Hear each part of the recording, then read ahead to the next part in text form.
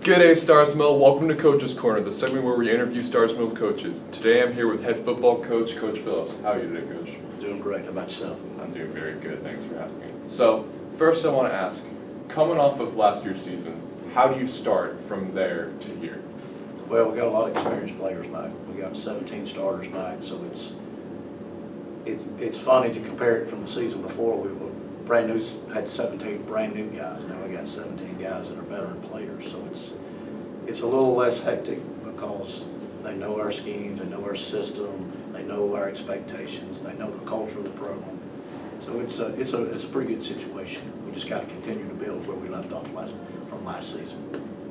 So, how are you motivating your players every day to continue to succeed? Well, they've got a chance to accomplish a fourth region championship. It's never been done in 23 years here. So they got a chance to do something that's never been done. We made the state playoffs 5 consecutive years. We got a chance to go for 6 consecutive years. Again, never in the history of the school have we gone 6 years in a row. So there's a lot to accomplish. And so, as far as like preparing for the games wise, how are you preparing for the games that you're playing? Well, our first 4 games we consider almost like preseason games, like they do in the NFL. They're really irrelevant to the fact that we win a region title, but what they will do is get us prepared and get us ready for the region schedule. So they're pretty tough teams. I mean, Callaway, the scrimmage game, they were ranked #1 in the state. Mount Zion's a very athletic team, much improved. This week, Northgate's a traditionally strong team, and then we play Chapel Hill and Sandy Creek, the last 2 preseason games before we start our region schedule. So our goal is to get a little better each week.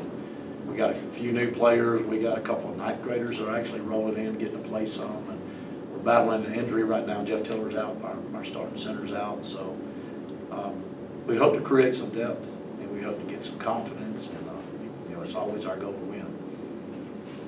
So we've seen over the years, you definitely made a heavy emphasis on the running game. Why is that?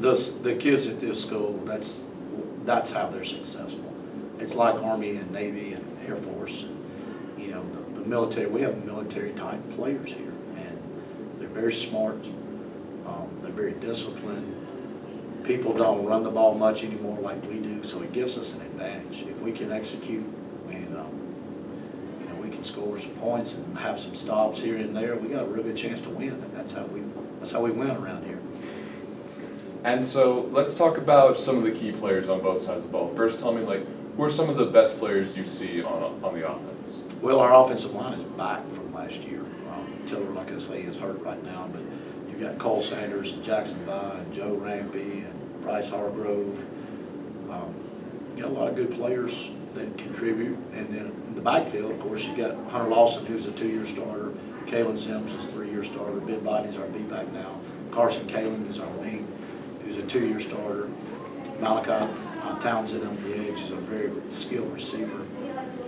Our kicking game is pretty solid with Gavin Necessary and then Christian Castillo and Connor Mark. And then defensively, we don't start a senior. The good thing is there are no seniors on the field. Cole Bishop, Wes Haney, probably our 2 top players.